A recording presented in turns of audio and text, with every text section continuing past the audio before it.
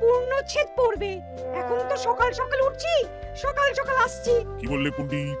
কিছুই মাথা মুন্ডু বুঝলাম না। পণ্ডিত মশাই সোজা ভাষায় বলতে চাইছেন গরমকাল চলে এলো, তাই ঘুম ভাঙতে কারো দেরি হচ্ছে না, তাই সবাই তাড়াতাড়ি আসছে।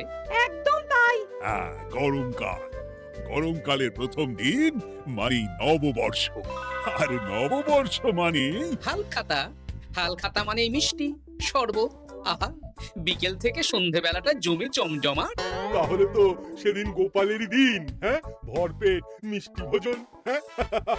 মিষ্টি নোনতা সবই হয়।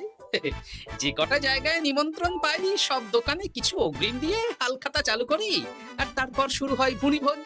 এটা অত বড়াই করে বলার মতন কিচ্ছু না। আমি প্রত্যেকটা দোকানে ধার মিটিয়ে শোধ করে আসি, কোথাও কোনো ঋণ থাকে না। নতুন বছর নতুন জীবন, দেশ বিদেশ থেকে যে কত নিমন্ত্রণ আসে সে আর কি বলবো। দেশ বিদেশ থেকে নিমন্ত্রণ আসে আপনার? সত্যি কথাই বলছি, আমার বাড়িতে কত নিমন্ত্রণ আসে জানো? জানলে তোমার চোখ কপালে উঠবে।